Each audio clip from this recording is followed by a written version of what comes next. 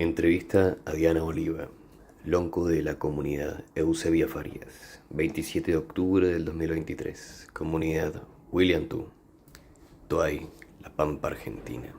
Acá estamos con Diana Oliva, lonco de la comunidad Eusebia Farías. ¿Cómo estás, Diana? ¿Qué tal, Mari Mari? Mari.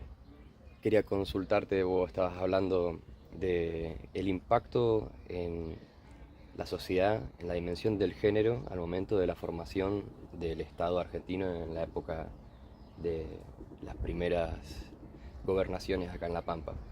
Y quería preguntarte, eh, ¿cómo crees que impactó en el género masculino y femenino la formación de estos espacios gubernamentales y fiscalizados? Nosotros dividimos nuestra historia en dos momentos. Un momento es en época de libertad, en la que había una equidad de los géneros, porque la mujer en territorio y casi te diré en el imaginario de la gran cantidad de pueblos y la diversidad que hubo, tenía una función muy particular, que era el género femenino se asociaba a la vida, a la naturaleza, a la madre tierra. Entonces la mujer no estaba desequilibrada con el hombre, porque nosotros tenemos el principio de la dualidad. En épocas de libertad, nuestras mujeres tenían, digamos, un desempeño dentro de nuestro pueblo, que daba cuenta de sus derechos a ser libre, ¿me entiendes? Ejemplo, tener un hijo con un hombre y luego poder tener un hijo con otro hombre. Las actividades domésticas, por ejemplo, es otro ejemplo. Despostaban los animales, se encargaban de cabalgar, de preparar su rancho, de acomodar, de criar los hijos.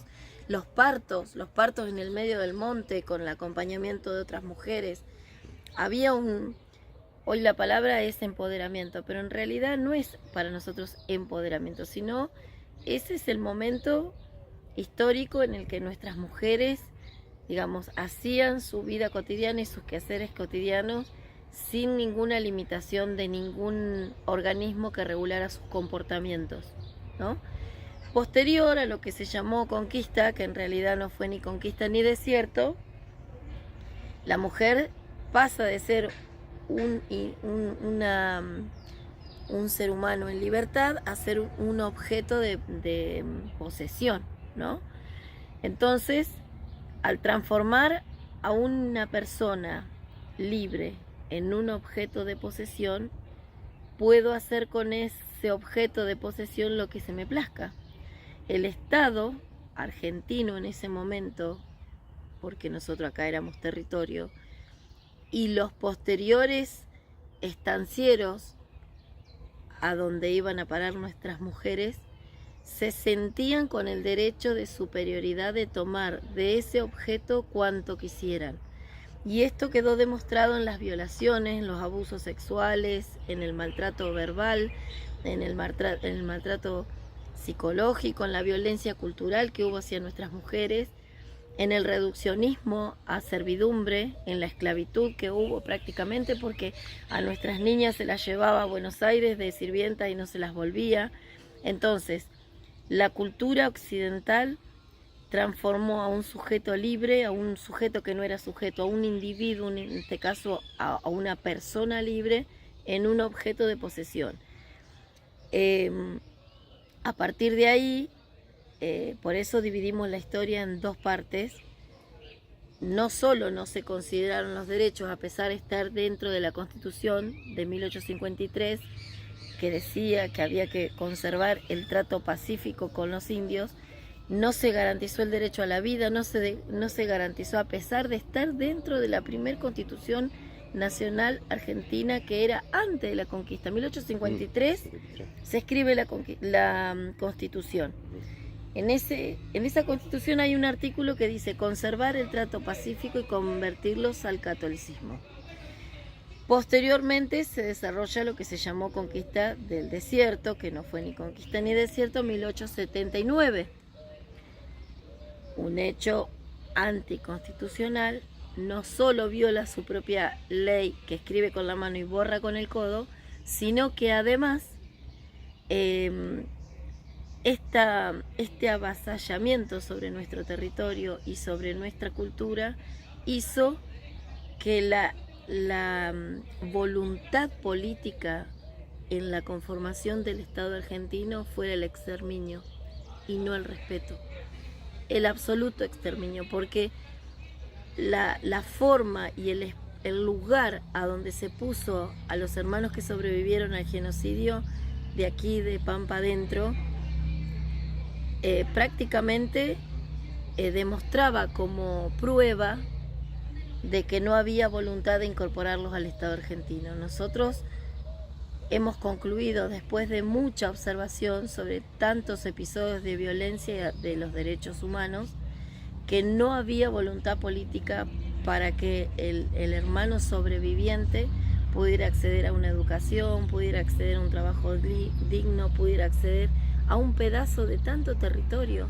que se le había quitado, y que nosotros hoy, para poder hacer nuestras casas, tenemos que pagar un terreno a un privado para poder tener nuestro lugar en La Pampa, donde nos corresponde toda la tierra de la provincia de La Pampa y tantos hermanos que reclaman algún pedazo de tierra para su desarrollo en Argentina.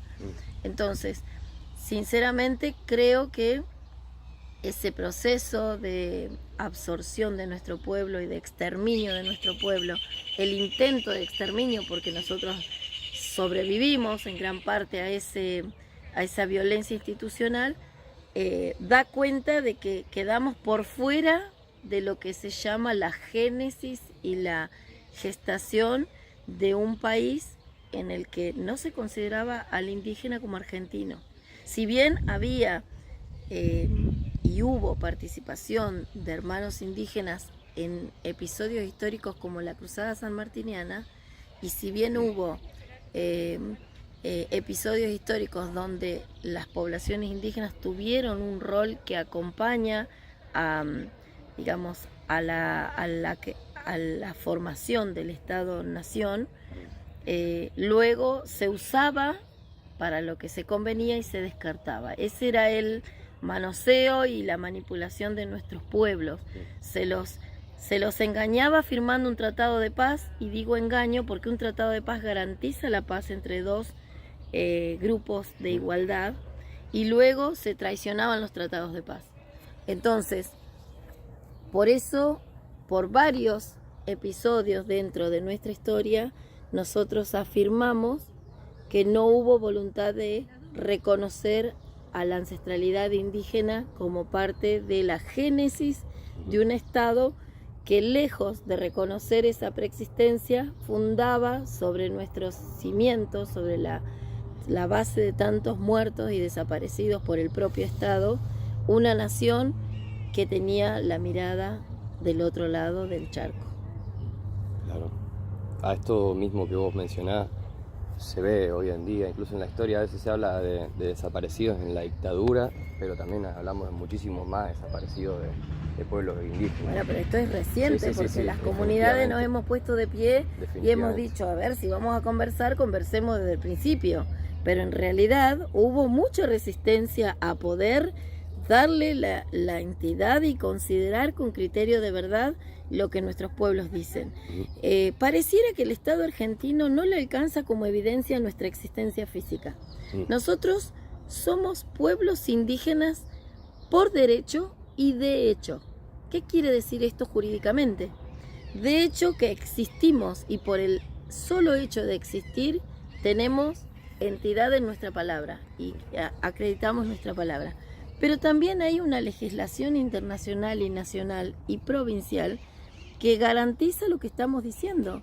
Pero el Estado siempre está cuestionando en este avance continuamente nuestra propia existencia y nuestras propias organizaciones y nuestros propios derechos. Por más que están escritos, muchas veces se incumplen, y en gran parte siempre se busca desacreditar nuestros pedidos por ser culturas existentes, preexistentes en este caso a la Iglesia Católica y al Estado argentino, y con una resistencia de aceptación. No, estos indios que están pidiendo tierra, ¿para qué la quieren?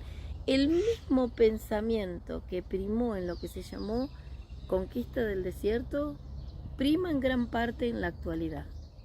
Quizá hoy, no solamente de la mano del Estado, sino también en la sociedad mayor, ¿no? ¿Para qué los indios piden tierra? ¿Para qué quieren tierra? Ellos quieren ser empresarios y tener propiedad privada.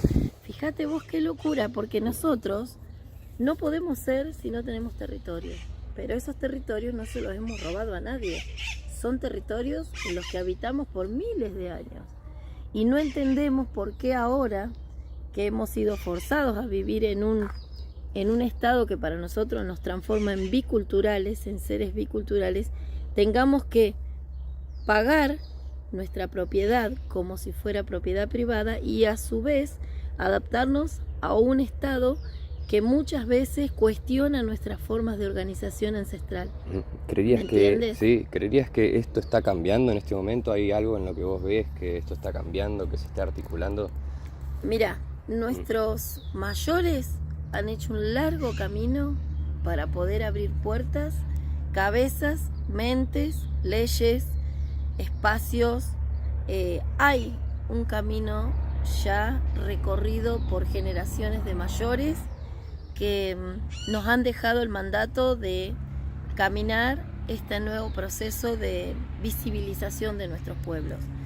Pero a pesar de esos caminos abiertos y a pesar del gran avance en las legislaciones, aún todavía los pueblos siguen reclamando por territorio, seguimos reclamando por el derecho a la tierra y continuamos en el reclamo por el derecho a la existencia y por el derecho a la cultura. ¿Y la comunidad en la que vos estás, hace cuánto se fundó con papeles legales?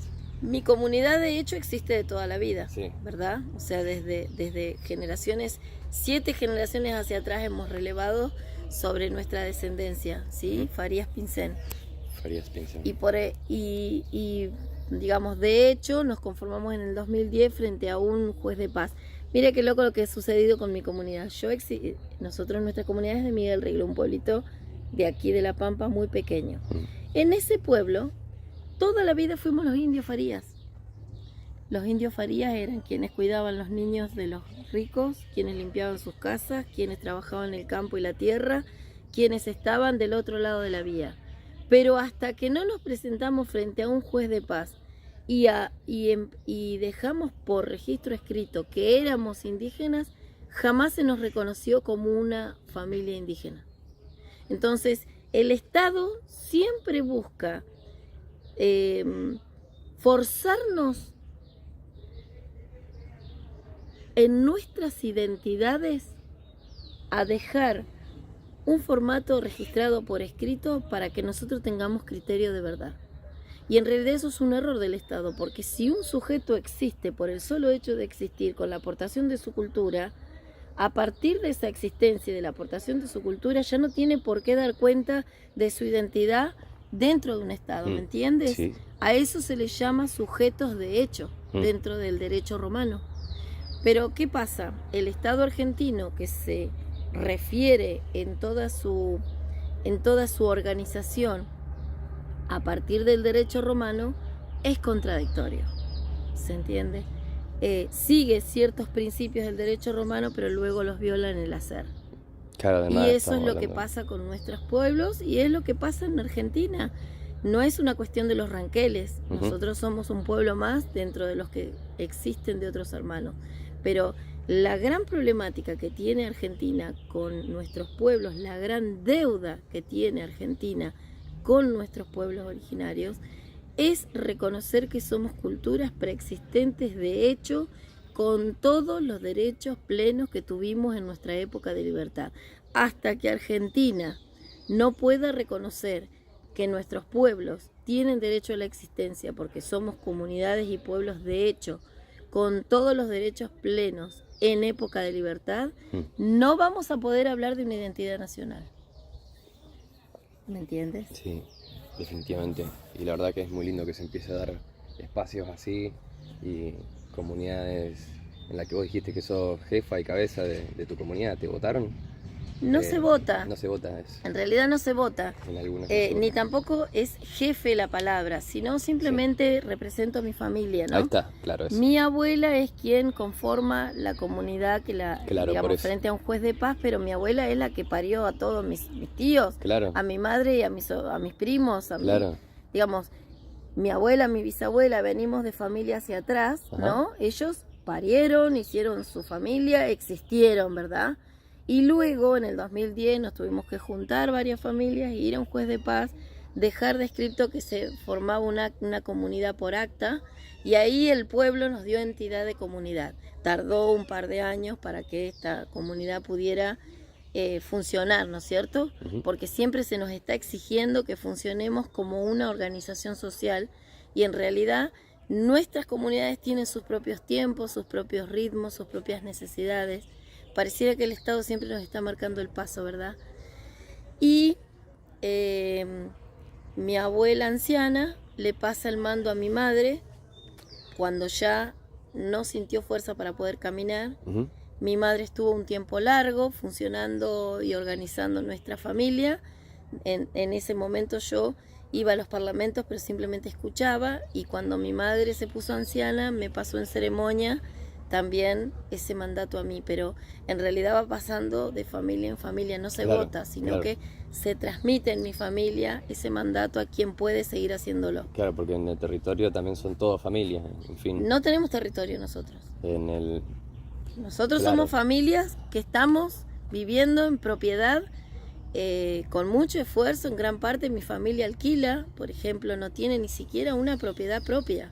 Claro, ¿Se entiende? No hay son tierra una propia. comunidad sin tierra Somos todavía. una comunidad sin tierra y no Todavía. tenemos personería jurídica. Y mira lo que te voy a contar. Sí. No tenemos personería jurídica porque el Instituto Nacional de Asuntos Indígenas siempre busca doblegarnos a través de sus maneras y sus formas de que nosotros nos adaptemos a sus sistemas, porque hay detrás continuamente una desconfianza de que nosotros no seamos indígenas como ellos quieren demostrar. Entonces nos hacen inscribir en un registro de comunidades indígenas y de naciones indígenas, y si no estás dentro de ese registro no sos indígena, por lo menos no te dan entidad, ¿me entiendes? Sí, pero ¿cómo tenés que hacer para registrarte entonces? ¿Cómo tenés que hacer? Tenés que adaptarte a las pautas que te obligan. No respetan nuestras pautas comunitarias. Y si un hermano o una comunidad quiere poner sus propias pautas comunitarias, tiene que pelear contra esos formatos para que sea aceptado, prácticamente guerreando. Entonces el Estado argentino, a través de ese tipo de acciones, todavía sigue demostrando que hay continuamente una sospecha de nuestra propia existencia, de nuestra propia identidad. Tienen que cambiar muchas cosas. Sabemos que hay un camino desarrollado. Estamos dentro de la Constitución Nacional, acá en La Pampa estamos en el artículo 6 de la Constitución Provincial, pero en realidad todavía hay un largo camino por hacer. Bien, y una pregunta más. ¿Cómo propondrías articular esa situación? Esta situación de cómo registrarse como un organismo oficial frente al Estado. ¿Cuáles son las pautas que crees que dificultan del INAI para que ustedes puedan quedar inscritos? Por empezar, no tendríamos que quedar inscritos en ningún lugar, porque nosotros somos preexistentes en este territorio y sobran los mapas que confirman nuestra presencia antes que el Estado argentino y antes que la Iglesia Católica. No tendríamos por qué registrarnos ante ningún lugar. Simplemente debería haber un reconocimiento de parte del Estado frente a las familias organizadas y familias que están bajo, digamos, el acompañamiento de un pueblo con una etnia en particular, y ya ese tendría que ser el único mecanismo de, digamos, de diálogo con nuestro pueblo, porque tener nosotros que registrarnos significa volver a continuar ese sometimiento de tener que bajar la cabeza para poder tener una personería jurídica y para que se aprueben los proyectos y para que cualquier actividad tenga criterio de verdad y de seriedad frente a este Estado argentino, ¿me entiendes? Y en realidad eso es un acto de violencia institucional. ¿Por qué? Porque no se respetan nuestras formas. Todavía los pueblos indígenas tenemos que adaptarnos al Estado y el Estado aún no ha entendido las lógicas sobre la cual se organizan los pueblos, que somos pueblos milenarios y ancestrales que venimos de muchas generaciones hacia atrás y hemos sobrevivido sin el Estado. no necesitamos del Estado para sobrevivir. Sin embargo, estamos aquí y no nos negamos a tener esa biculturalidad. Pero en este intercambio, en este diálogo, no se ha logrado la paridad aún porque no se reconoce nuestros derechos en plenitud como sí lo dicen las leyes. Totalmente. Bueno, la verdad que es muy completo lo que has dicho. Y bueno, te quiero agradecer y bueno, muchas gracias. Y así hemos concluido hoy con Diana. Muchas gracias y bueno, ya lo podrás ver en el canal. Genial. Espero que lo compartas. Sí, muchísimas gracias. No.